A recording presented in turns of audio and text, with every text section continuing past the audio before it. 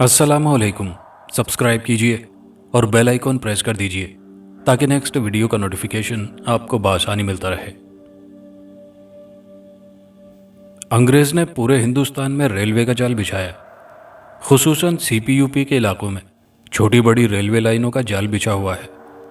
पंजाब से दिल्ली की तरफ मेन लाइन है और पंजाब से यूपी को एक रेलवे लाइन यानी ट्रैक से गुजारा गया है जो बंगाल तक चला गया है। इसी लाइन पर नगीना धामपुर का स्टेशन वाक़ है। ये जरखेज और जंगलाती इलाका है, जा बजा नदी नाले और दरिया बहते हैं जिनसे जंगल मजीद घने हो गए। इन इलाकों में शहर से दूर दराज देहातों में हिंदू राजाओं महाराजाओं की पुरानी महलनुमा हवेलियां खंडरात की शक्ल में खड़ी हैं।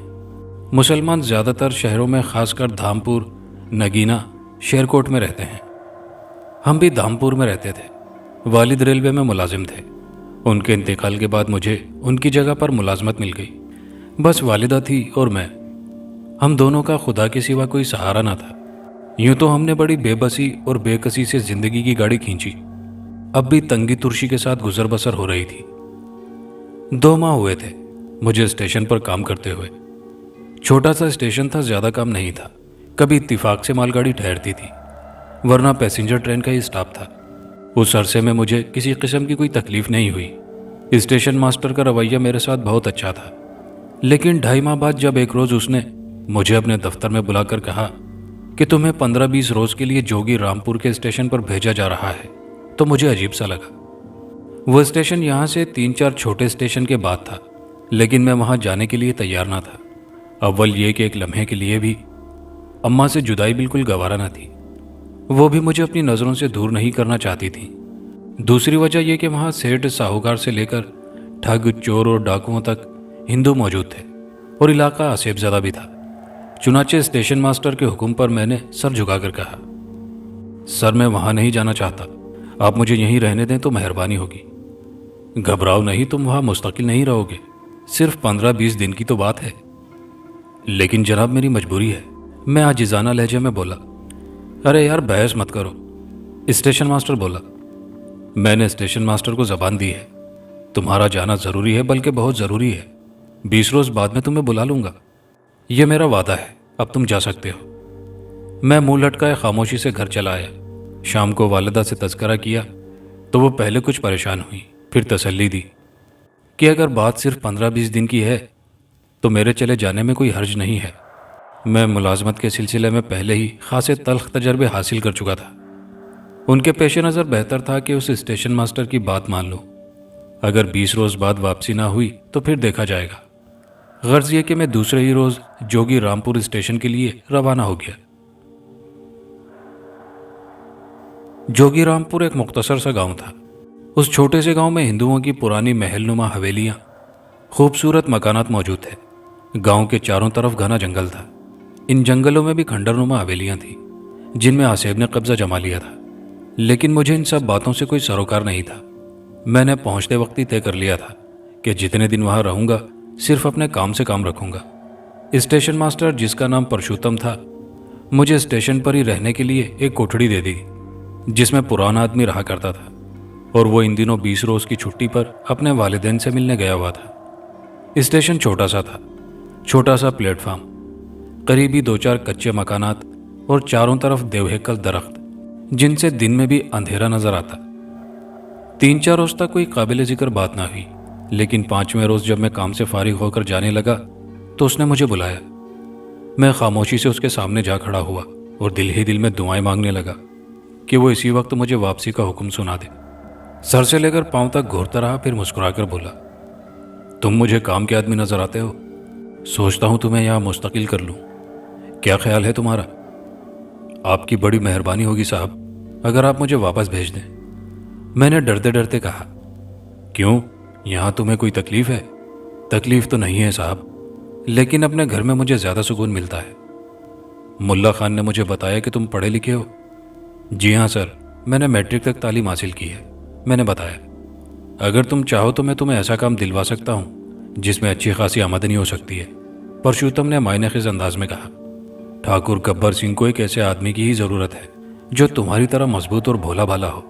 जीवन भर सुख की बांसुरी बजाओगे। 40-45 रुपए की नौकरी में आखिर कब तक जिंदगी बसर करते रहोगे?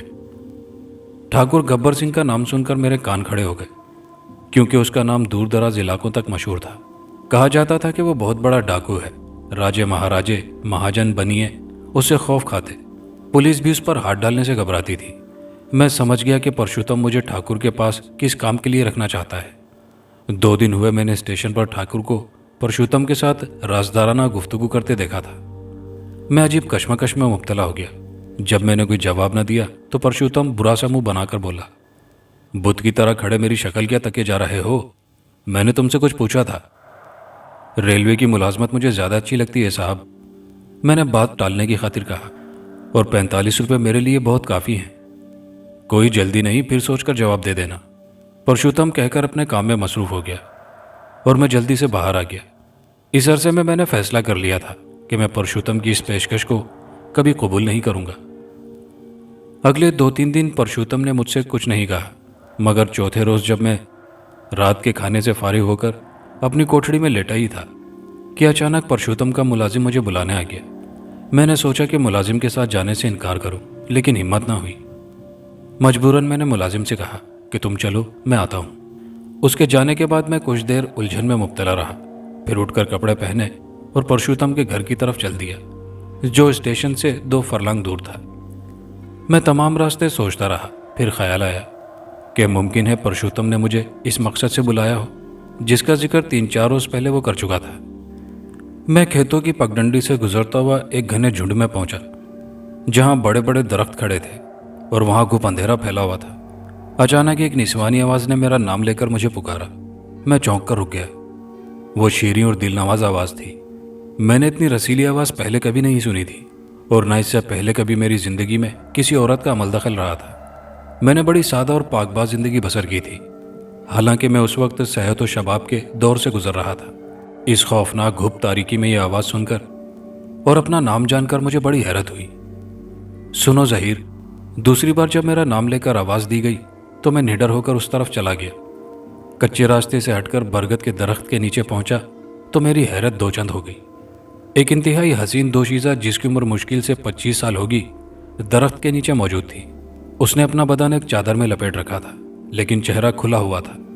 अभी मैं हैरत से उसका खूबसूरत चेहरा देख ही रहा था कि उसने बड़ी मुतरन्नुम आवाज में कहा, तुम शायद परशुत्तम के बुलावे पर उसके घर जा रहे हो?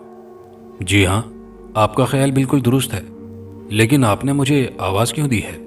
मैंने उसके खूबसूरत चेहरे को हैरत से देखते हुए पूछा। फिर दाएं बाएं देखकर उसने सरगोशी की। तुम मुझे अपना हमदर्द समझ लो, वो जल्दी से बोली। ज़हीर, मैं इस वक्त यहाँ ज़्यादा देर तक नहीं रुक सकती। तुम अगर चाहो तो किसी रोज़ रात के 12 बजे के बाद निरंजन लाल हवेली में आकर मुझसे बेधड़क मिल सकते हो। इस वक्त मैं तुम्हें सिर्फ इतना बताने आई हूँ कि तुम्हारा परशुत्तम के घर जाना खतरे से खाली नहीं। क्यों? क्या वहाँ मेरे लिए कोई खतरा है? मैंने लापरवाही से सवाल किया। हाँ, अगर तुम वहाँ गए तो तुम फंस जाओगे। पुलिस की टुकड़ी आज वहाँ छापा मारने वाली है, औरत ने दोबारा इधर उधर देखते हुए कहा। फिर इससे पहले कि मैं कुछ और दरियाफ्त करता, उसने चादर में अपना हसीन चेहरा छुपाया और तेज तेज कदम उठाती मेरी नज़रों से दूर जाकर अंधेरे में गुम हो गई। उस औरत के बारे में मुझे इतना अंदाज़ा तो हो गया था कि वो हिंदू है, लेकिन मैं जान ना सका कि वो कौन थी और मुझे कैसे जानती थी, और ये कि उसने मुझे ख़तरे से महफूज रखने की कोशिश किस वजह से की थी। औरत के जाने के बाद मैं भी बहुत देर तक वहीं खड़ा रहा, अपने जहन में उभरने वाले सवालात का हल तलाश करता रहा। मेरा दिल यही कहता कि मैं परशुत्तम के घर जाने की बजाय अपनी कोठड़ी की तरफ लौट जाऊं, लेकिन यह भी डर था कि अगर मैं ना गया तो वो सुबह मुझ पर नाराज़ होगा। यह सोचकर दोबारा उसके घर की सिमत कदम बढ़ाने लगा। जैसे जैसे फासला कम होता गया, मेरी उलझन बढ़ती जा रही थी। उस वक्त रात के 10 बजे का वक्त होगा। हर तरफ गहरी तारीकी मुसल्लत थी, मौत का सन्नाटा छाया हुआ था। परशुत्तम का मकान अब सिर्फ 50-60 गज के फासले पर था। मैं अपने ख्याल में उलझा आगे बढ़ रहा था कि एकदम ठिठक के रुक गया। पुलिस की सीटियों की आवाज़ ने मेरे कदम रोक लिए। फिर आनन फानन पुलिस के सिपाहियों ने, जो अंधेरे में छुपे बैठे थे, एकदम सामने आकर परशुत्तम का मकान घेरे में ले लिया। रास्ते में मिलने वाली दोशीज़ा ने जिस खतरे से होशियार किया था वो सच निकला। मैं किसी तामुल के बगैर तेजी से पलटा और स्टेशन की तरफ हो लिया। मेरा उस वक्त बच निकलना किसी मौजज़े से कम न था। रात भर में एक पल के लिए भी ना सो सका। कोठड़ी बंद किए पड़ा रहा। उस औरत के बारे में सोचता रहा कि वो कौन थी, मुझे कैसे जानती थी, और उसने रात के 12 बजे के बाद ही क्यों बुलाया। उस वीराने में वो हसीन औरत क्या कर रही थी? मेरी समझ में कोई बात नहीं आ रही थी। बहरहाल मैंने तय कर लिया था, उस हसीन मोहसिना से मिलकर कम से कम उसका शुक्रिया ज़रूर अदा करूंगा। दूसरे रोज़ सुबह मैं प्लेटफॉर्म पर गया। परशुत्तम रोज़ाना 7 बजे आता था, लेकिन 8 बज चुके थे और वो नहीं आया था। फिर जब 8:30 बजे तो मैंने उसे दफ्तर में पाया। उसके चेहरे पर उलझन और परेशानी के मिले जुले तासुरात नजर आ रहे थे। आंखें सुर्ख हो रही थी। ऐसा मालूम होता था कि जैसे वो रात भर जागता रहा हो। मैंने सोचा कि उसे बता दूं कि मैं रात उसके बुलाने पर गया था, लेकिन हालात के पेश नज़र वापस चला आया। कई बार हिम्मत की, लेकिन फिर ये सोचकर इरादा मुलतवी कर दिया कि जब वो दरियाफ्त करेगा तो बता दूंगा। दोपहर को मुझे रेलवे में काम करने वाले एक दूसरे मुलाजिम से मालूम हुआ कि रात पुलिस परशुत्तम के साथ गब्बर सिंह को पकड़ कर ले गई थी, लेकिन सुबह जमानत पर रिहा कर दिया गया। मेरा ख्याल था परशुत्तम मुझे ज़रूर अपने कमरे में बुलाकर रात के ना आने की वजह दरियाफ्त करेगा, लेकिन ऐसा नहीं हुआ। वो दिन भर अपने कमरे में तन्हा काम करता रहा, फिर खामोशी से उठकर घर वापस चला गया। परशुत्तम और गब्बर सिंह की गिरफ्तारी और रिहाई की इत्तला पाकर मुझे वो हसीना फिर याद आने लगी, जिसने मुझे एक बड़े खतरे से बचाया था। मेरा दिल चाहा कि उसी वक्त जाकर उसका शुक्रिया अदा करूं, लेकिन फिर ख्याल आया कि उसने कहा था कि रात 12 बजे के बाद मुलाकात हो सकती है। रात का खाना खाने के बाद मैं आदत के मुताबिक आराम करने की गर्ज से लेट गया। नींद मुझसे कोसों दूर थी। मेरे हवास पर सिर्फ एक चीज़ तारी थी, और वो थी हसीना, उसकी पुरस्रार ज़ात। मैं जिस कदर उसके बारे में सोचता, मेरा इस्तराब उतना ही बढ़ जाता। मुझे ऐसा महसूस हो रहा था कि जैसे मैं उससे बरसों से वाकिफ़ हूँ। और फिर मुझे अचानक ऐसा महसूस हुआ कि जैसे मैं उससे मोहब्बत करने लगा हूँ। हम दोनों एक दूसरे को बहुत चाहते हों। मुझे अपने इस ख्याल पर हंसी आ गई। मैंने यह ख्याल दिल से निकालना चाहा भी, लेकिन कामयाब ना हो सका। एक अजीब सा एहसास मेरा दिल गुदगुदा रहा था। रात के 12 बजे के बाद बेचैनी से उठा और मेरे दिल में तरह तरह के वसवसे पैदा हो रहे थे। मैंने जल्दी जल्दी कपड़े तब्दील किए और दबे कदमों कोठड़ी से बाहर आ गया और आबादी की तरफ हो लिया। गलियों से होता हुआ खेतों की तरफ आ निकला। हर तरफ हौलनाक तारीकी छाई हुई थी। दरख्तों से चिमगादड़ों की आवाज़ें कभी कभार सुनाई देती। निरंजन लाल हवेली के बारे में मैंने दोपहर को अपने एक साथी से दरियाफ्त कर लिया था कि वह हवेली किस तरफ वाक़ है। मुझे याद है कि मेरे पूछने पर मेरे साथी ने मुझे चौंक कर देखा था, कुछ ऐसी नज़रों से जैसे उसे मेरी दिमागी सेहत पर शुबा हो, लेकिन मैंने उस पर कोई तवज्जो नहीं दी थी। यह हवेली घने जंगल में वाक़ थी। मैं रास्ते का तयन करता हुआ हवेली तक पहुंचा। हवेली के करीब पहुंचकर मेरे दिल की धड़कनें तेज़ हो गईं। बाहर से देवहेकल इमारत खासी पुरानी नज़र आ रही थी। जगह जगह से पलस्तर उखड़ा हुआ था। रंगो रोगन भी फीका पड़ चुका था। इसके अलावा एक अजीब सी वीरानी भी फैली हुई थी। मेरा दिल धक धक कर रहा था। आहिस्ता आहिस्ता फाटक के करीब पहुंचा तो एक बड़ी सी चिमगादड़ चीखती हुई उड़ी। मैं फाटक पर खड़ा हो गया। मैं अभी फाटक पर खड़ा सोच ही रहा था कि अंदर जाऊं या ना जाऊं कि हवेली में से उसी हसीना की आवाज़ सुनाई दी, ज़हीर अंदर आ जाओ। मैंने कुछ सोचे समझे बगैर अंदर कदम बढ़ा दिए। हवेली का सदर दरवाज़ा भी बड़ा नज़र आ रहा था, लेकिन सदर दरवाजे से गुजरकर मैंने जब अंदरूनी हाल में कदम रखा तो दंग रह गया। यहाँ सलीके और सजावट का जो मंजर मुझे नज़र आया वो आज दिन तक मेरी नज़रों से नहीं गुजरा। हर शय कीमती और नायाब थी, जिसका तसव्वुर भी किसी आम आदमी के लिए मुहाल होता है। उस कीमती साजो सामान को देखकर मुझे शुबा हुआ कि ये किसी डाकू की हवेली तो नहीं। मैं हैरत से खड़ा वो चीज़ें देख रहा था। फिर उस हसीना की आवाज़ मेरे कानों से टकराई, बैठ जाओ ज़हीर। मैंने चौंक कर बाईं तरफ देखा तो वही हसीना अपनी तमाम तर हशर सामानियों के साथ मेरे सामने खड़ी थी। गुज़िश्ता शब तारीकी की वजह से उसका चेहरा वाज़े तौर पर नहीं देखा जा सका था, लेकिन इस वक्त वो रोशनी में खड़ी कोई अप्सरा मालूम हो रही थी। उसके जिस्म से रानाइयाँ झलक रही थी। मैंने उसे देखा तो देखता ही रह गया। मैंने ख्वाब में भी इतनी हसीन औरत का तसव्वुर नहीं किया था। वो तो कोई हूर थी। कुदरत वाले ने गालिबन उसे अपने हाथों से हुस्न के सांचे में डाला था। फिर इन सब पर क़यामत ये कि वो बारीक गाउन जैसे लिबास में से अपने हसीन सिडोल जिस्म की बिजलियां गिरा रही थी।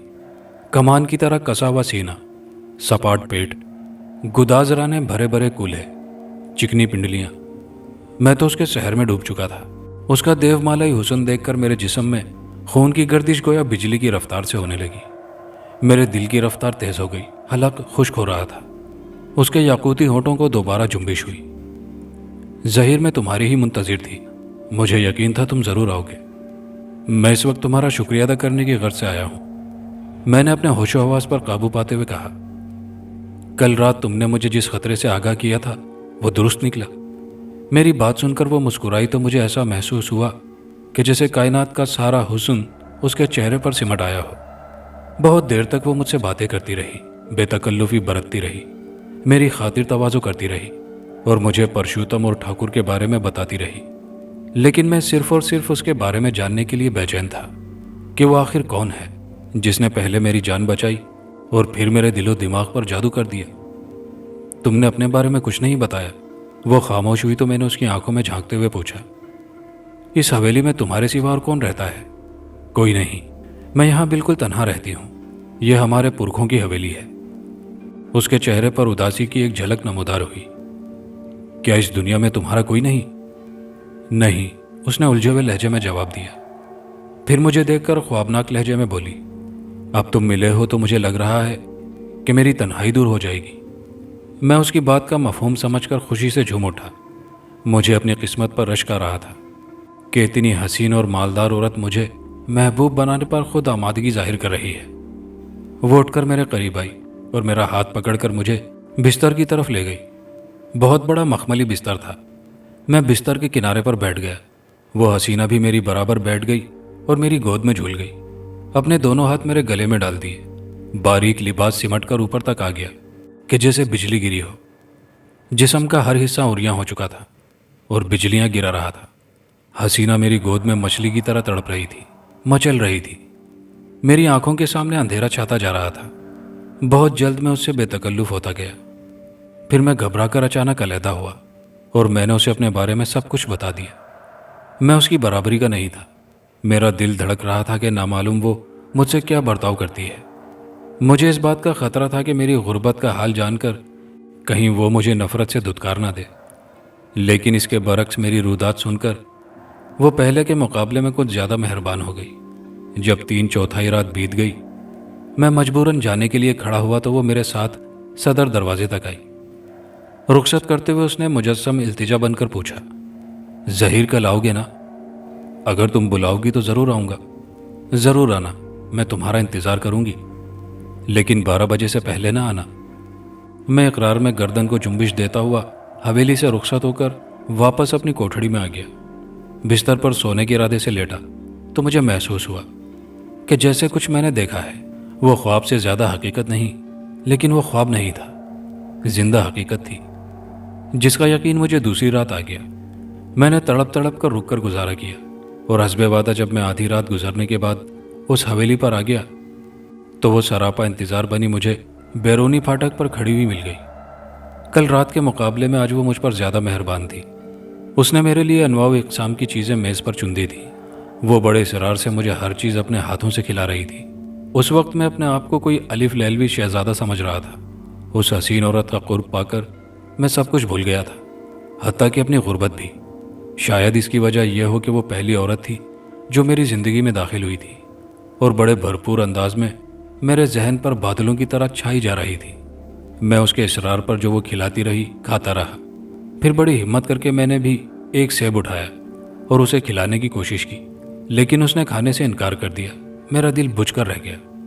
میں نے اداس نظروں سے اس کی جانب دیکھا تو وہ میرے دل کا راز بھانپ گئی اور مسکرا کر بولی، ظہیر ناراض نہ ہونا، تمہاری خاطر میں اپنی زندگی بھی قربان کر سکتی ہوں۔ پھر تم نے میرے ہاتھ سے سیب کھانے سے انکار کیوں کر دیا؟ میں نے ناراضی کا اظہار کیا تو وہ سرک کر میرے بالکل قریب آ گئی۔ میں نے اس کے جسم کا گداز محسوس کیا اور پہلی بار مجھے اندازہ ہوا کہ میں زندگی میں کیسی مسرتوں سے محروم تھا۔ وہ میرے اور قریب آئی اور اپنی مرمری باہیں میری گردن میں ڈال کر جذبات انگیز لہجے میں بولی، میں آج کل صرف دودھ پر ہی گزارا کر رہی ہوں۔ ظہیر اگر تم اپنے ہاتھوں سے دودھ پلا دو تو میں خوشی سے پی لوں گی۔ میں نے جھٹ میں سے دودھ کا گلاس اٹھا کر اس کے ہونٹوں سے لگا دیا، پھر اپنی نشیلی آنکھوں سے مجھے دیکھتے ہوئے بولی، ظہیر تمہیں پا کر میں اپنا سارا دکھ درد بھول گئی ہوں۔ کاش ہم ہمیشہ کے لیے ایک دوسرے کے ہو سکتے۔ اس کے آخری جملے میں چھپا ہوا درد محسوس کر کے میں بے چین ہو گیا۔ حالانکہ میں آج دوسری بار اس سے ملا تھا، لیکن مجھے ایسا محسوس ہو رہا تھا کہ جیسے ہم ایک دوسرے سے برسوں سے واقف ہیں۔ اس کی گداز باہیں بدستور میرے گلے میں حائل تھیں اور اس کی آنکھیں میرے چہرے پر گڑی ہوئی تھیں، اور میں اس کی سانسوں کی خوشبو سے مدہوش ہوا جا رہا تھا۔ وہ میرا جواب سننے کے لیے مضطرب نظر آ رہی تھی۔ مجھے ایک دم اپنی بے بسی بدحالی کا خیال آیا۔ میں نے صاف گوئی سے کہا، تم میرے ساتھ خوش نہ رہ سکو گی۔ میں ایک مفلس کلاش آدمی ہوں اور تم… ظہیر ایسا نہ کہو، وہ تیزی سے بولی۔ دولت ہی ہر بات کی کسوٹی نہیں ہوتی۔ میں اس کا جواب سن کر لاجواب ہو گیا۔ تم نے ابھی تک مجھے اپنا نام نہیں بتایا، نہ ہی یہ بتایا کہ تم کون ہو اور کس فرقے سے تعلق رکھتی ہو۔ آخرکار میں نے ہمت کر کے پوچھ ہی لیا۔ میرا نام رادھا ہے، اس نے رک رک کر کہا، پھر بڑی شدت سے مجھے لپٹا کر بولی، تم اگر مجھے اپنانے پر آمادہ ہو جاؤ تو میں مسلمان ہونے کو بھی تیار ہوں، اور میرا سب کچھ تمہارا ہے۔ رادھا کے قرب نے مجھے مدہوش کر رکھا تھا۔ وہ مچلنے لگی۔ تمہیں پھر کہہ رہی ہوں، میرا سب کچھ تمہارا ہے۔ اس سے پہلے کہ وہ بے لباس ہو جاتی اور میں اس کی پیشکش قبول کر لیتا، مگر مجھ پر کمتری کا احساس غالب آ گیا۔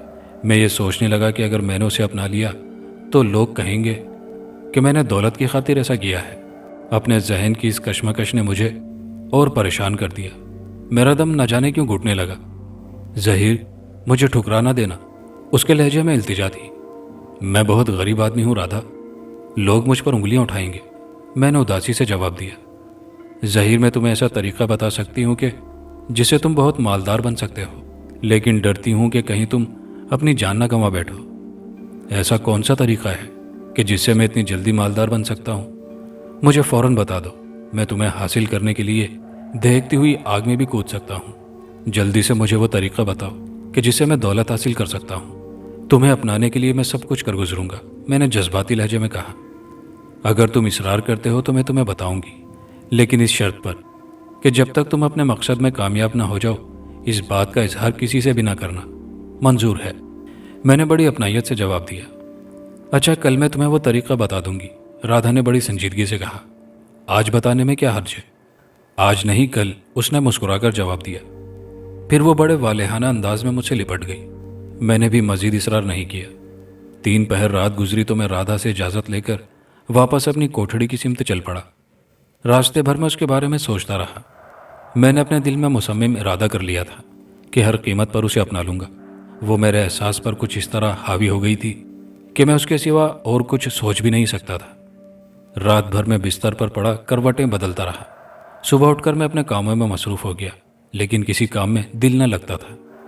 خدا خدا کر کے دن ختم ہوا تو مجھے نصف رات گزرنے کا انتظار کرنا پڑا۔ ایک لمحہ، ایک پل میرے لیے کاٹنا محال ہو رہا تھا۔ میں محسوس کر رہا تھا کہ اب رادھا کے بغیر میری زندگی نامکمل ہے۔ میں اس کے بغیر ایک دن بھی نہیں رہ سکتا۔ جب رات کے 12 بجے تو میں بیتابانہ نرنجن لال حویلی کی طرف چل پڑا۔ راستے میں گہری تاریکی چھائی ہوئی تھی، کہیں کہیں چمگادڑوں کے چیخنے کی بھیانک آواز سنائی دیتی۔ میں حویلی پہنچا تو رادھا پورے حشر سامانی کے ساتھ میری منتظر تھی۔ دیکھتے ہی سراپا اشتیاق بن کر مجھ سے لپٹ گئی، میرا ہاتھ تھام کر اندر لے گئی۔ کل کی طرح وہ مجھے قسم قسم کی چیزیں اپنے ہاتھوں سے کھلاتی رہی۔ میں نے اصرار کیا تو آج بھی اس نے دودھ پینے پر ہی اکتفا کیا۔ دودھ پینے کے لیے وہ میری گود میں جھول گئی اور اپنا جسم رگڑنے لگی۔ اس کا مختصر سا لباس بے قابو ہو رہا تھا، کبھی گدازرانے اریاں ہو جاتی، کبھی تیر کی طرح تنا ہوا سینہ بجلیاں گرانے لگتا۔ میں آج کچھ زیادہ ہی مضطرب تھا۔ میں نے اسے بے ساختہ بھینچ لیا اور پوچھا، آج تم نے مجھے کچھ بتانے کا وعدہ کیا تھا؟ ہاں، لیکن ڈرتی ہوں کہ کہیں تم کسی خطرے میں نہ پھنس جاؤ، وہ فکر مندی سے بولی۔ اس کی فکر نہ کرو، میں نے کہا، تم مجھے صرف اتنا بتا دو کہ مجھے کیا کرنا ہے، اس کے بعد میرا کام ہے۔ اگر قسمت میں ملاپ لکھا ہے تو ہر مشکل آسان ہو جائے گی، ورنہ ہم کتنے ہی ہاتھ پاؤں مارے کچھ نہیں ہوگا۔ یوں بھی اب میں تمہارے بغیر زندہ نہیں رہ سکتا۔ رادھا نے اپنے سرخ ہونٹ میرے ہونٹوں سے پیوست کر دیے، پھر بولی، ایسا نہ کہو، ہمارا ملن ہوگا۔ میں نے اصرار کیا اور اپنی جان کی قسم کھائی تو اس نے میری نظروں میں نظریں ڈال کر کہنا شروع کیا، ظہیر، یہ راز آج میں تمہیں بتا رہی ہوں۔ ایک عرصے سے مجھے معلوم ہے، لیکن میں نے کسی اور کو نہیں بتایا، مگر میں چاہتی ہوں کہ تم بڑے آدمی بن کر مجھے اپنا لو۔ کام جان جوکھوں کا ضرور ہے، لیکن مجھے یقین ہے کہ تم ضرور کامیاب ہوگے۔ منی حاصل کر لینے کے بعد تم اتنی دولت کے مالک بن جاؤ گے जिसका तुम तसव्वुर भी नहीं कर सकते। मनी? मैंने ताज्जुब से पूछा। ये क्या भला है? क्या चीज़ है? मनी को तुम पारस पत्थर भी कह सकते हो, राधा ने बदस्तूर मेरी आंखों में आंखें डालकर कहा। सांपों में एक किस्म अजगर सांप की होती है। जब कोई अजगर सांप 500 साल पुराना हो जाता है तो मनी हासिल कर लेता है, जिसे वो अपनी ज़िंदगी से भी ज़्यादा अजीज रखता है। अंधेरी रातों में जब अजगर मस्त होता है तो किसी वीरान और सुनसान मुकाम पर जाकर वो मनी को मुंह से निकालता है और उससे खेलता है, और जब उसका दिल भर जाता है तो मनी को दोबारा अपने मुंह में रख लेता है। मनी अजगर सांप के मुंह से निकलते ही रोशन हो जाती है। तुम तसव्वुर भी नहीं कर सकते कि उसकी रोशनी किस कदर तेज़ होती है। राधा ने मनी के बारे में तफसील बताई तो मैं सब कुछ समझ गया। मैंने अक्सर बुजुर्गों से नागमणि के बारे में सुन रखा था और ये भी सुना था कि उसे हासिल करना जुए शीर लानी से कम नहीं, लेकिन उस वक्त मैंने कुछ नहीं कहा। राधा की नशीली नज़रों ने मुझ पर सहर कर रखा था। वो जो कुछ कहती रही मैं मदहोशी के आलम में बैठा सुनता रहा। यहाँ से 3 फरलांग के फासले पर चील का पुल वाक़ है, जहाँ कच्ची सड़क पर दोनों तरफ खेत ही खेत मौजूद हैं। मेरी बात अच्छी तरह ज़हन नशीन करते रहो, राधा ने कहा। चील के पुल पर पहुंचकर तुम्हें उल्टे हाथ एक कच्चा होटल मिलेगा। उस होटल और खेत के दरमियान एक तंग सा कच्चा रास्ता जाता है। तुम उसी रास्ते पर 1 मील अंदर चले जाना और फिर तुम्हें सब कुछ मालूम हो जाएगा। लेकिन एक बात जहन में रखो, अगर मनी से खेलते वक्त अजगर की नज़र तुम पर पड़ गई तो तुम्हें जिंदा नहीं छोड़ेगा। इसलिए तुम्हें बहुत मोहतात रहना होगा। यह बहुत एहतियात और जान जोखों में डालने का काम है। सुनो, मैं तुम्हें एक बड़ा तवा दूंगी जिस पर एक सिमत लंबी लंबी कीलें उभरी होंगी। जब तुम अजगर के करीब पहुंच जाओ तो किसी महफूज जगह पर या दरख्त पर छुप जाना, ऐसी करीबी जगह पर जहां पर तुम आसानी से ये तवा मनी पर डाल सको। अजगर सांप मनी की वापसी के लिए गजबनाक होकर तवे पर सर मारता रहेगा और उसके हुसूल के लिए सर पटक पटक कर मर जाएगा। उसके बाद मनी को तुम मेरे पास ले आना। बाकी बातें मैं तुम्हें बाद में बताऊंगी। बोलो ज़हीर, क्या तुम इस काम के लिए तैयार हो जाओगे? क्या मुझे पाने के लिए तुम मनी लाने का अज़म करोगे? वो सरापा बरहना मेरे सामने खड़ी हो गई। मुझे देखो और फैसला करो। ऐसा लगा जैसे बिजली गिरी हो। दुनिया का हसीन तरीन जिस्म बेपरवाह था। मुझ पर मदहोशी तारी होती जा रही थी। हाँ, मैंने मदहोशी के आलम में जवाब दिया। मैं ये काम ज़रूर करूँगा। मुझे यकीन था कि तुम ज़रूर आमादा हो जाओगे, राधा ने खुशी से झूमकर कहा। आज की रात तुम्हारी कामयाबी की रात है। तुम इसी वक्त अपनी कामयाबी की मुहिम पर रवाना हो जाओ ताकि हमारे मिलाप की घड़ियाँ ज़्यादा तवील ना हो। राधा के कुर्ब, उसकी बातों और उसकी नशीली आंखों में खुदा जाने वो कौन सा जादू था जिसके असर से मैं बगैर सोचे समझे उस मुहिम पर जाने को तैयार हो गया। राधा ने जो तवा मुझे दिया वो घरों में रोटी पकाने वाले तवे से कुछ ज़्यादा वजनी और बड़ा था। तवे के एक जानिब बड़ी बड़ी नोकीली कीलें मौजूद थी। मैंने वो तवा लिया और हवेली से बाहर निकलकर चील के पुल की तरफ चल पड़ा। चील का पुल मेरी देखी भाली जगह थी। गर्ज ये कि जल्दी जल्दी चील के पुल पर पहुंचा। यहाँ से 4 रास्ते अलहदा अलहदा सिमतों को जाते थे। मैंने एक लम्हे के लिए रुककर उल्टे हाथ पर वाक़े उस कच्चे होटल पर नज़र डाली जो उस वक्त बिल्कुल वीरान था। फिर खेतों के दरमियान गुजरने वाले कच्चे रास्ते पर हो लिया। उस वक्त मेरे दिल में किसी किस्म का खौफ तारी था, ना ही मुझे इस बात का एहसास था कि मेरी ये ख़तरनाक मुहिम मेरे लिए कैसी साबित होगी।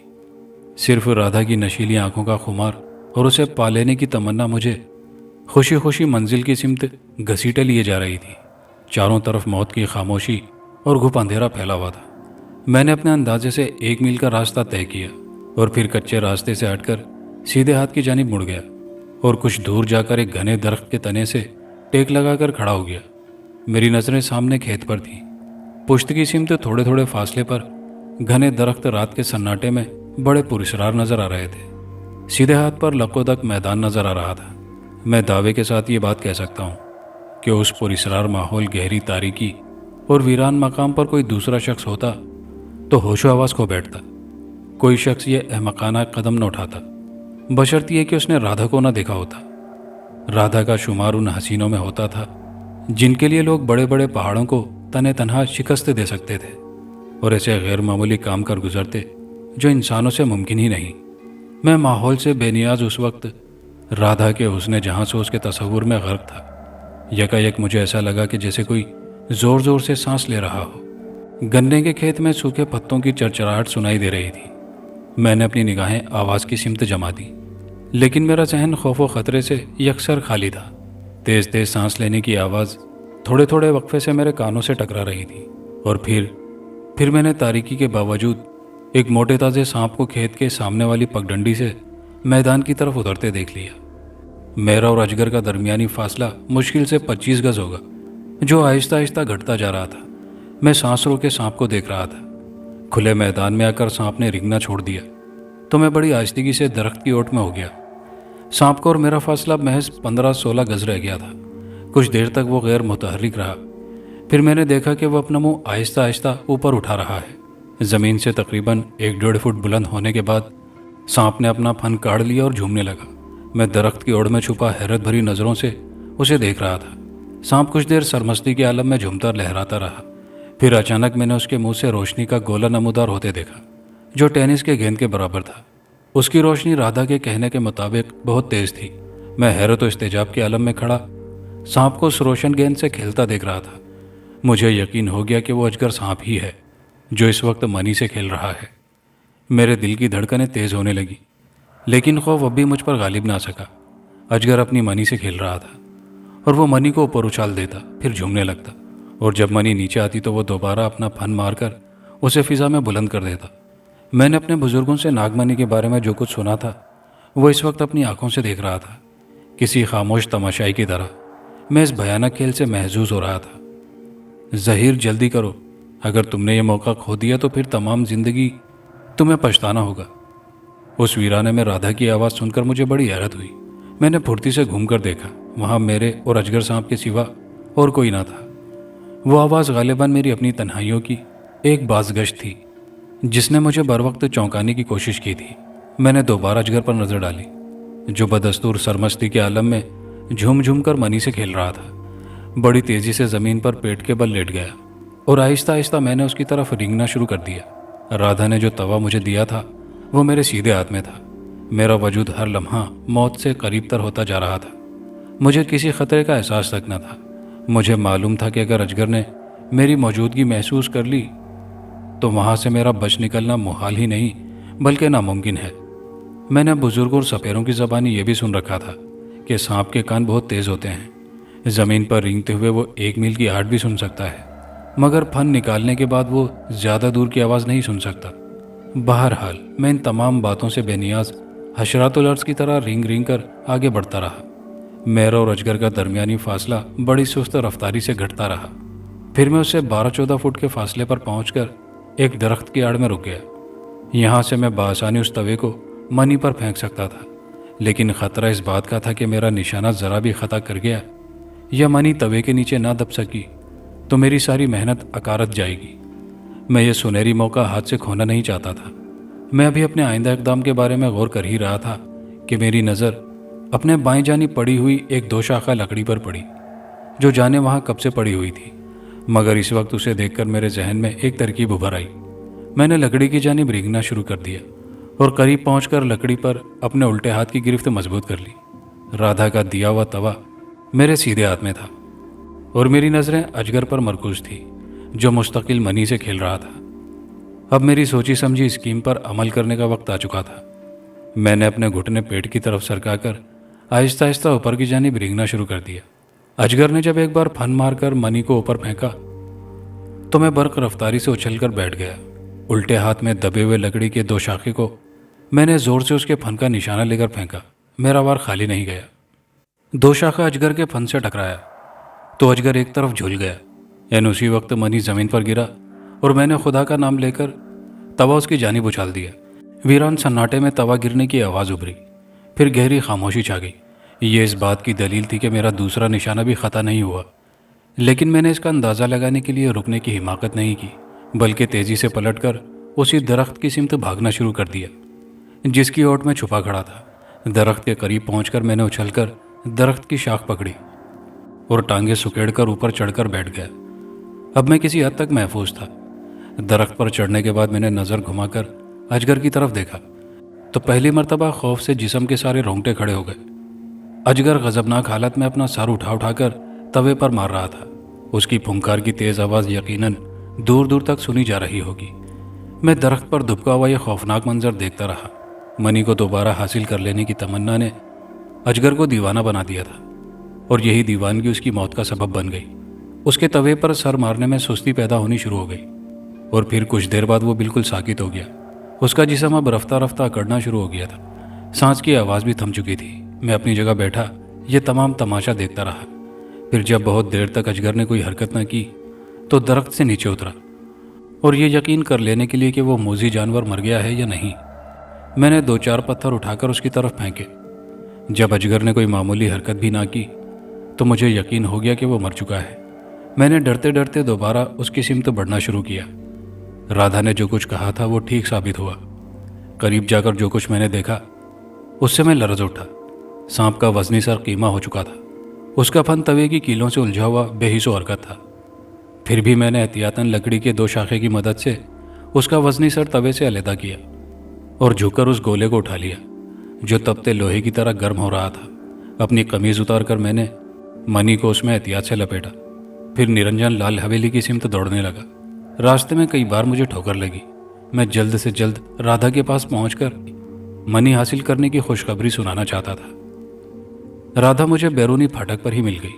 وہ بڑی بے چینی سے میرا انتظار کر رہی تھی۔ مجھے دیکھتے ہی وہ خوشی سے دوڑ کر مجھ سے لپٹ گئی۔ مجھے یقین تھا ظہیر کہ تم ضرور کامیاب ہوگے۔ اس نے منی کو میرے ہاتھ سے جھپٹ لیا، وہ اسے چومنے لگی۔ اس کا اشتیاق اتنا بڑھا کہ اس نے منہ میں ڈال لیا اور بولی، اب تم جاؤ، کل ضرور آنا، کل ہمارے ملاپ کا دن ہوگا۔ یہ کہہ کر وہ حویلی کے اندر چلی گئی۔ مجھے رادھا کا یہ طرز عمل گراں گزرا، لیکن یہ سوچ کر کہ ممکن ہے رات زیادہ گزر جانے کی وجہ سے اس نے مجھے حویلی کے اندر آنے کی اجازت نہ دی ہو، میں ہانپتا ہوا اسٹیشن کی طرف روانہ ہو گیا۔ اپنی کوٹھڑی میں پہنچ کر مجھے پہلی بار احساس ہوا کہ آج میں نے جو مہم سر کی وہ کس قدر خوفناک تھی۔ یہ رادھا کے بے مثال حسن کا ہی اعجاز تھا، ورنہ میں کبھی اس خطرناک مہم میں کامیاب نہیں ہو سکتا تھا۔ مجھے کل کا بے چینی سے انتظار تھا، اس کل کا جس میں ایک حسین عورت میری ملکیت بننے والی تھی۔ پھر میں ایسا سویا کہ صبح کی خبر لی۔ دوسرا دن میں نے بڑی بے چینی کے عالم میں گزارا۔ 7-8 بجے غسل کیا اور ایک اجلا جوڑا پہنا اور ڈگمگاتے ہوئے قدموں سے حویلی کی طرف چل پڑا۔ میرے دل و دماغ پر سحر سا طاری تھا۔ رادھا میری آج ہونے والی تھی۔ اس حسین تصور کی حلاوت نے میرے ذہن میں رنگ بکھیر دیے تھے، مگر حویلی کے بڑے پھاٹک پر پہنچ کر میں اداس ہو گیا۔ توقع کے خلاف آج رادھا میرے استقبال کے لیے وہاں موجود نہیں تھی۔ حویلی پر تو آج اور زیادہ ہر طرف ہولناک ویرانی چھائی ہوئی تھی، در و دیوار سے وحشت برس رہی تھی۔ میں بجھے بجھے دل سے اندر داخل ہوا۔ حویلی کا صدر دروازہ کھول کر اندر قدم رکھا تو ٹھٹک کر رک گیا۔ وہ حال جہاں کل تک قیمتی ساز و سامان موجود تھا، آج بالکل اجاڑ اور ویران پڑا تھا۔ میں حیرت سے اس کھنڈر نما حال کو ادھر ادھر دیکھتا رہا اور اس کمرے میں داخل ہوا جہاں رادھا میری ضیافت کرتی تھی، پیار لٹاتی تھی۔ لیکن میرے خدا، اس کمرے میں پہلا قدم رکھتے ہی سر تاپا لرز اٹھا۔ میری آنکھیں وحشت سے پھٹ گئیں۔ بڑے حال کے اس کمرے میں بھی کوئی ساز و سامان موجود نہیں تھا۔ کمرے کے بیچوں بیچ اکھڑے ہوئے فرش پر ایک سیاہ رنگ کی ناگن پھن اٹھائے منی سے کھیل رہی تھی، بالکل اسی طرح جس طرح کل رات میں نے اجگر سانپ کو سرمستی کے عالم میں اس سے کھیلتے پایا تھا۔ وہ منی اتنے ہی حجم کی تھی جو میں نے کل رات اپنی زندگی داؤ پر لگا کر اجگر سے حاصل کی تھی۔ مجھ پر لرزہ طاری تھا، مجھے سانس لینا بھی دشوار ہو رہا تھا۔ میں جلدی سے پلٹا اور بھاگنے کے لیے اپنے بوجھل قدموں کو جنبش دینا چاہتا تھا، لیکن کمرے میں اچانک گھپ اندھیرا پھیل گیا اور سیاہ ناگن کی پھنکار مجھے اپنے قریب محسوس ہونے لگی۔ وہ میرے قدموں سے لپٹ گئی اور میرے جسم پر اوپر کی جانب بڑھنے لگی تھی۔ اس نے اپنی زبان نکال کر میرے جسم کو چاٹنا شروع کر دیا۔ میں نے موت کو اتنے قریب پایا تو بوکھلا گیا۔ پوری قوت سے ناگن کے جسم کو ہاتھوں سے پکڑ کر ایک طرف پھینکا، پھر میں دیوانہ وار باہر کی جانب دوڑنے لگا، لیکن تاریکی میں ہر چیز سے ٹھوکر کھا کر منہ کے بل زمین پر آ گیا۔ دوبارہ مجھے ہوش آیا تو میں نے خود کو اپنے پرانے والے گھر میں پایا۔ صبح ہو چکی تھی۔ اسٹیشن ماسٹر بہت قریبی کھڑا تھا۔ مجھے ہوش میں آتا دیکھ کر اس نے کسی قدر ناراضگی سے پوچھا، تم رات کس وقت واپس آئے تھے اور اپنے آنے کی اطلاع نہیں دی؟ میں اس کی بات کا جواب دینے کی بجائے اسے دیکھتا رہا۔ میرا ذہن بری طرح الجھ رہا تھا۔ میں سوچ رہا تھا کہ اپنے پرانے والے گھر میں کس طرح آ گیا۔ حویلی میں گزشتہ رات پیش آنے والا حادثہ کسی ڈراؤنی فلم کی طرح میری نظروں کے سامنے گھوم رہا تھا۔ کیا بات ہے، تم کچھ پریشان دکھائی دیتے ہو ظہیر؟ اسٹیشن ماسٹر نے دوبارہ سوال کیا تو میں جلدی سے گھبرا کر اٹھ بیٹھا۔ کچھ دیر تک ادھر ادھر دیکھتا رہا، پھر اس کو تیزی سے مخاطب کر کے کہا، میں یہاں 1 منٹ بھی نہیں رک سکتا، جتنی جلدی ہو سکے یہاں سے بھاگ چلو۔ اسٹیشن ماسٹر نے مجھے نفرت سے گھورتے ہوئے کہا، میرا خیال ہے تم ڈاکوؤں اور لٹیروں کے کسی گروہ میں شامل ہو گئے ہو، میں اسی لیے تمہاری اسٹیشن کی ملازمت کے خلاف تھا۔ یہ تم کن لوگوں میں پھنس گئے ہو؟ اسٹیشن ماسٹر کے لہجے میں تلخی اور ناگواری مجھے بری طرح محسوس ہوئی۔ میری سمجھ میں نہیں آیا کہ اس نے میرے متعلق یہ نتیجہ کیوں اخذ کیا۔ میں کچھ نہ سمجھ سکا، مگر جب اس نے ایک چھوٹا سا صندوق لا کر میرے سامنے رکھا جس میں سونا بھرا ہوا تھا تو میں حیرت زدہ رہ گیا۔ اسٹیشن ماسٹر کی ناراضگی کی وجہ میری سمجھ میں آ گئی۔ وہ میرے سامنے کھڑا سوالیہ نگاہوں سے مجھے گھور رہا تھا۔ میں نے سہمے ہوئے لہجے میں رادھا سے ملاقات کا پورا واقعہ اسے سنا ڈالا۔ اسے میری بات کا بالکل بھی یقین نہیں آ رہا تھا، مگر وہ مجھے بخوبی جانتا تھا کہ میں نے زندگی میں کبھی اس سے جھوٹ نہیں بولا تھا۔ اور اس روز ہی ہم پہلے دلی پھر بمبئی آ گئے۔ بڑے عرصے سے آج کل میں بمبئی میں مقیم ہوں، اور اس کے بعد کئی بار رادھا کی تلاش میں نرنجن لال حویلی کے چکر لگائے، مگر مجھے وہاں شکستگی اور ویرانی کے علاوہ اور کچھ نہ ملا۔ رادھا کون تھی؟ ناگن حسینہ یا کوئی اور؟ میرے لیے وہ سونے چاندی زمرد جواہرات سے زیادہ قیمتی تھی جو مجھے اس کی ملاقات کے بعد ملے۔ میں نے اسے ٹوٹ کر پیار کیا۔ کاش مجھے رادھا مل جاتی، چاہے یہ دولت نہ ملتی، رادھا اور اس کا پیار ضرور ملتا۔ میں شاید کبھی بھی اسے بھول نہیں پاؤں گا۔ خاص ایپیسوڈ کی دوسری مختصر پراسرار کہانی۔ میں کچی سے پکی آبادی کی طرف بڑھ رہا تھا کہ درمیانی قصبے میں موجود عقابی حویلی پر میری نظر پڑی۔ اس چھت کی حویلی کے بالائی حصے میں ایک بڑے سے عقاب کا مجسمہ بنا تھا۔ اس حویلی میں کوئی نہیں رہتا تھا، اس میں صرف اور صرف وحشت اور ہیبت کا راج تھا۔ اس ہیبت ٹپکاتی حویلی کو دیکھ کر مجھے وحشت کا احساس ہونے لگا۔ تقریباً 7 سال پہلے کی بات ہے۔ میں عقابی حویلی کے پیچھے والے قصبے میں رہا کرتا تھا۔ میں روزانہ مسجد آتے جاتے اس حویلی کو دیکھا کرتا تھا۔ وہ حویلی مسجد کی راہ میں تھی۔ ایک بچی اس حویلی کے بڑے سے باغ میں کھیل رہی ہوتی تھی۔ اس باغ کے ارد گرد آہنی سلاخیں نصب تھی، اس لیے سب منظر واضح دکھتا تھا۔ اس خوبصورت باغ کے مرکز میں ایک شفاف پانی کا حوض تھا۔ وہ بچی اس حوض میں پلاسٹک کی بطخ کو کبھی نہلاتی اور کبھی اسے تیراکی سکھاتی، لیکن جب میں وہاں سے گزرتا تو وہ بچی اپنے کھلونوں کو بھول کر مجھے گھورنے لگ جاتی۔ اس بچی کے ساتھ کوئی اور بچہ موجود نہ ہوتا تھا، وہ تنہا کھیلا کرتی تھی۔ اس بچی کا رنگ سرخ و سفید تھا اور اس کے سنہری خوبصورت بال اس کی کشش کو مزید بڑھاتے تھے۔ یقیناً وہ بچی 6 یا 7 سال کی ہوگی۔ جب وہ مجھے گھورتی تو یوں لگتا جیسے وہ مجھ سے کچھ کہنا چاہ رہی ہو۔ ایک دن میں عصر کی نماز پڑھ کر واپس آ رہا تھا کہ اس بچی نے سلاخوں کے درمیانی وقفے سے میری آستین کو کھینچا اور کہنے لگی، کیسے ہیں آپ؟ کیا آپ میرے ساتھ کھیلیں گے؟ میں اکیلے بور ہو جاتی ہوں، آپ میرے دوست بنیں گے؟ میں اس کی معصومیت پر مسکرایا اور جواباً کہا، بیٹا پہلے آپ اپنا نام بتاؤ، پھر دوست بھی بن جائیں گے۔ میرا نام پری ہے، اور آپ کا؟ اس نے ہاتھ ملانے کے لیے بڑھایا، مگر آہنی سلاخوں کے رقیق وقفوں سے میں اس سے ہاتھ نہ ملا سکا۔ تو اس نے گیٹ کی طرف اشارہ کر کے کہا، آپ اندر آ جائیے۔ چوکیدار جس سے میری تھوڑی بہت واقفیت تھی وہ سارا منظر دیکھ چکا تھا، سو اس نے سلاخوں والا گیٹ کھول دیا اور میں نے اندر آ کر پری سے ہاتھ ملایا۔ آپ نے اپنا نام تو بتایا ہی نہیں۔ پری کا تجسس واضح تھا۔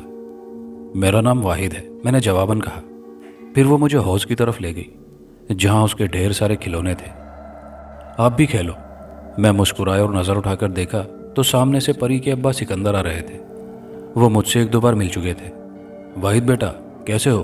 وہ مجھ سے مخاطب ہوئے۔ الحمدللہ، آپ کیسے ہیں؟ میں نے اس باروب شخص سے ذرا ہچکچا کر پوچھا۔ بیٹا میں ٹھیک ہوں، تم بہت اچھے ہو۔ کیا ہی اچھا ہو اگر تم اس وقت میری بچی پری کے ساتھ کھیلنے آ جایا کرو۔ پری کی اسکول میں کوئی خاص دوست نہیں ہے اور نہ ہی ہمسایوں میں سے کسی سے اس کی دوستی ہے۔ تم اگر 2-4 گھڑی آ جایا کرو تو میری بچی خوش ہو جائے گی، ورنہ اسے جو انسان پسند آ جائے اس کی غیر موجودگی میں رونے لگ جاتی ہے، خاص کر اپنی ماں کی غیر موجودگی کی تو بالکل سہ نہیں پاتی اور بس روتی رہتی ہے۔ اب وہ باروب نہیں بلکہ مجبور لگ رہا تھا۔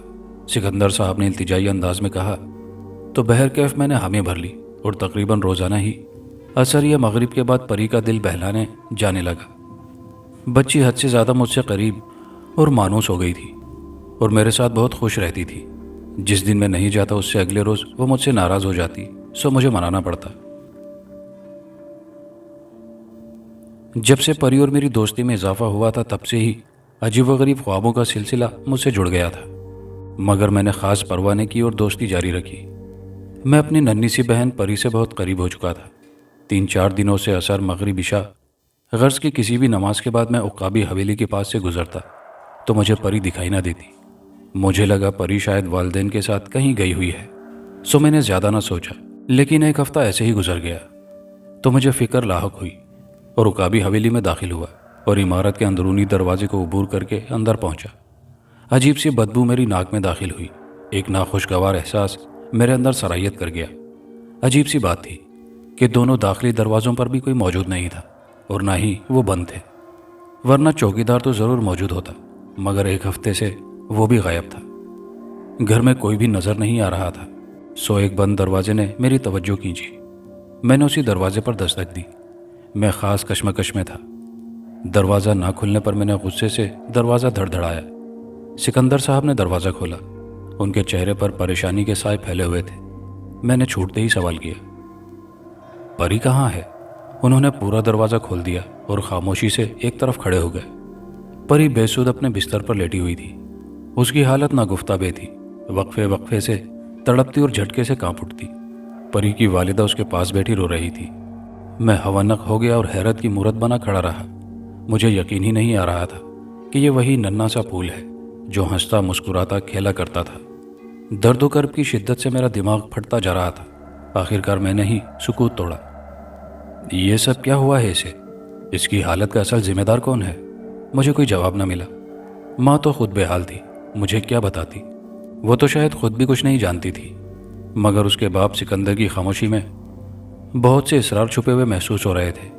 मैं वापसी के लिए मुड़ा और तमाम रास्ते परी के बारे में सोचता रहा। वो नन्ही सी, कोमल सी, मेरी प्यारी सी बहन ऐसी हालत में। मेरी आंखों से आंसू बहने लगे। मैं कभी रोया नहीं था, मगर उसकी इस तरह भी हालत ने मुझे रुला दिया। मैं सारा दिन सारी रात परी के बारे में सोचता रहा। फिर मुझे अजीबोगरीब से ख्वाब आने लगे। जब मैंने तमाम ख्वाबों को मिलाकर सोचा तो कड़ी से कड़ी मिलती चली गई। मुझे कुछ कुछ बात समझ में आने लगी और अगले दिन ज़ोहर की नमाज के बाद उकाबी हवेली जाने का इरादा दिल में बांध लिया। अगले दिन ज़ोहर की नमाज के बाद मैं उकाबी हवेली पहुंचा। कमरे के दरवाजे के पास गया तो वो लॉक नहीं था। मैंने दरवाज़ा खोला। बहुत सी आवाज़ें गूंज रही थी। मैंने पूरा दरवाज़ा खोला तो अंदर का मंजर देखकर मैं हैरान रह गया। कमरे के अंदर बहुत से ढोंगी बाबा इकट्ठे बैठे हुए थे और अगरबत्ती की खुशबू हर तरफ फैली हुई थी, जबकि परी के वालिदैन भी वहीं मौजूद थे। उन ढोंगी बाबाओं में से कुछ ने हरे और कुछ ने पीले चोगे पहन रखे थे। वो सब कुछ अलग अलग किस्म के उल्टे सीधे मंत्रों का जाप कर रहे थे, जो मेरी समझ से बालातर था। उनके सामने कुछ बड़े बड़े से थाल मौजूद थे, जिनमें मेहंदी, तेल, सुर्ख और पीले रंग के फूल पड़े हुए थे। ओए जाहिल लोगो, ये बकवास बंद करो, मैंने चीखकर उनको मुखातिब किया। मेरी छोटी बहन इस कदर तकलीफ में और तुम लोग ये सब मजाक समझ रहे हो? मैं मुंह ही मुंह में कलामुल्ला पढ़ने लगा। उन्होंने आंखें बंद की हुई थी। उन सब ने आंखें खोली और उसी वक्त पढ़ाई छोड़कर मुझसे लड़ने पर आमादा हो गए। उन्होंने आस्तीनें ऊपर को चढ़ा ली।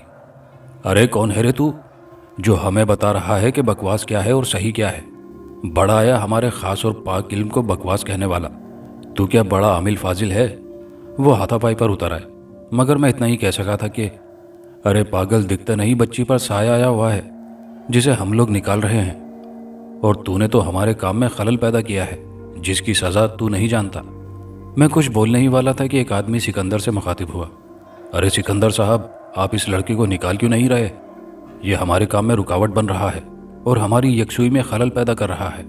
इसे बाहर निकालें।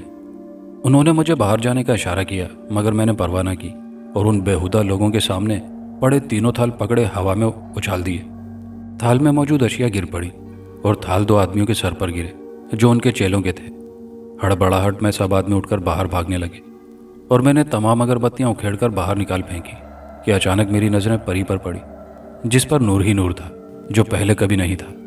मैंने गौर से देखा तो एक नूर परी की ज़ात से अलग होने की कोशिश कर रहा था, मगर वो नूर फिर परी में दाखिल हो गया।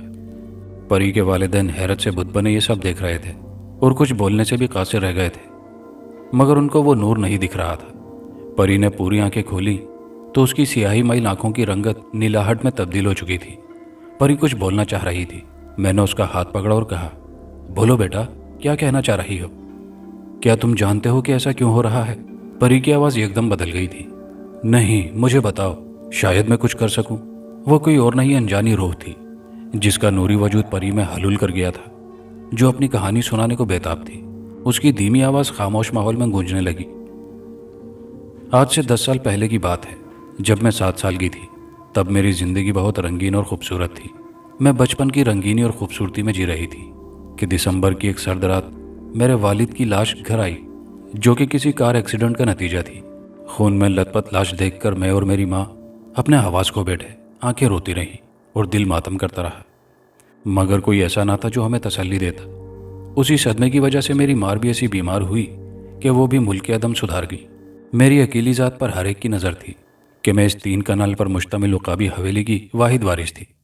میری ذات سب کے لیے ایک طرف تو خوبصورت پھول تھی، تو دوسری طرف ایک ایسا کانٹا جو راہ کی رکاوٹ ثابت ہوتا ہے۔ سب اس کانٹے کو جڑ سمیت اکھاڑ پھینک دینا چاہتے تھے، اور ہوا بھی یہی۔ میرے سگے چچا سکندر جو یہیں موجود تھے، انہوں نے مجھے اپنانے کی التجا ایسے خوبصورت انداز سے بیان کی کہ مجھے لگا میرے والد ہی مجھ سے مخاطب ہیں، مگر وہ خوش اخلاقی صرف اور صرف بناوٹ کا ایک خول ثابت ہوئی۔ وہ اپنا گھر بیچ کر یہیں اپنی بیوی کے ساتھ رہنے لگے۔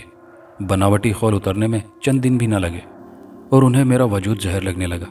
اس زہر کو ختم کر کے وہ جلد از جلد سکھ کا سانس لینا چاہتے تھے۔ عقابی حویلی کا عقبی باغ، جو کہ کھنڈر کا نمونہ پیش کرتا تھا، وہاں اکثر سکندر چچا جایا کرتے تھے، لیکن مجھ پر وہاں جانے کے لیے پابندی لگا دی گئی تھی۔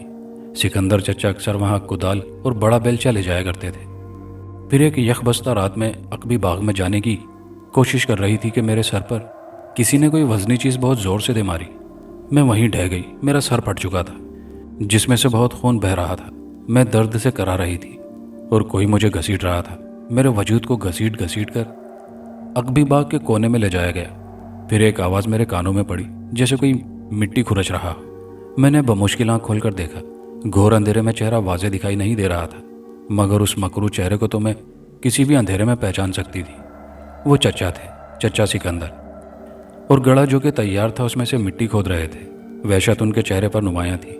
پھر میرے وجود کو اس قبر میں اتار دیا گیا اور میری سانسیں چل رہی تھیں، لیکن میرے سر پر مزید کچھ مارا گیا اور میری چلتی سانسوں کی بھی پرواہ نہ کی گئی اور مجھ پر مٹی کا انبار لگا دیا گیا۔ تب میں کئی گھنٹے موت کی منتظر رہی۔ میرے آنسو، میرا درد، میری سسکیاں ان لمحوں میں ان مٹی میں دفن ہوتے رہے، اور پھر سسک سسک کر میری جان نکل گئی۔ وہ درد، وہ کرب کیا میں بھول سکتی ہوں جو کہ اس وقت اس آدمی نے مجھے دیا تھا؟ تب سے آج تک میری روح انتقام کے لیے بھٹک رہی ہے، اس لیے آج میں اس کی بیٹی پر قابض ہو کر اس آدمی سے اپنا انتقام لے رہی ہوں۔ چند لمحے سکوت طاری رہا، بس آنسو بہہ کر اپنی داستان سنا رہے تھے جو سب کی آنکھوں میں نمایاں تھے۔ مگر اس میں پری کا تو کوئی قصور نہیں، تم اسے آزاد کر دو، واحد کی آواز میں کرب نمایاں تھا۔ پھر ایک نور سا پری سے جدا ہوتا ہوا محسوس ہوا، اور مظلوم نوری روح کا حولہ یکدم ہی پری کے وجود سے الگ ہو چکا تھا۔ پری کا وجود جو کہ شدید تکلیف میں تھا، پرسکون ہوتا ہوا محسوس ہوا۔ پری اب پرسکون تھی اور نارمل حالت میں آ چکی تھی، اور اس کی آنکھوں کی سیاہ رنگت لوٹ آئی تھی۔ واحد پلٹا تو پیچھے کھڑے سکندر کی آنکھوں میں پشیمانی واضح تھی، مگر اب اس کا کوئی فائدہ نہ تھا۔ محض چند لمحوں بعد مظلوم روح کے حولے کی انجانی طاقت کے زیر اثر میں نے سحر کسی حالت میں اپنی شہادت کی انگلی ہوا میں لہرائی اور سکندر کی شہرک کے قریب کر کے انگلی کو ذرا سی اوپر کی جانب جنبش دی، اور سکندر کی گردن اوپر کی طرف اکڑ کر رہ گئی۔ اس کی گردن اور اس کا پورا وجود ہلنے جلنے سے قاصر تھا۔ اچانک دیکھنے سے یوں لگتا جیسے اس کی گردن ہوا میں معلق ہو۔ چند لمحوں بعد مجھے احساس ہوا کہ یہ سب میں نے خود نہیں کیا تھا، بلکہ یہ سب میں نے اس نوری روح کی عجیب سی قوت کے زیر اثر کیا تھا، جس کا نوری حولہ مطمئن اور مسکراتا ہوا محسوس ہو رہا تھا۔ شاید کہ اس نیک نوری کو اپنے انتقام کی تکمیل کے لیے کسی نیک انسان کی تلاش تھی۔ اور دوستو، کہانی کے آخر میں آپ کی گزارشات پر آپ کے نام۔ پہلا نام ہے بابو خان صاحب، رامپور یوپی سے، شکیل انصاری صاحب، راجکوٹ گجرات سے، میاں غضنفر علی کراچی سے، سائرہ بانو کراچی سے، اور بیگم مہرونسا یہ بھی کراچی سے۔ آپ کے پیار بھرے کامنٹس کا بے حد شکریہ۔ کہانی اچھی لگی ہو تو دوستوں کے ساتھ لائک شیئر ضرور کیجیے گا، کامنٹ باکس میں اپنی قیمتی رائے کا اظہار کیجیے گا، اور چینل پر نئے آنے والے دوستوں سے گزارش ہے کہ چینل کو لازمی سبسکرائب کر لیجیے۔ شکریہ۔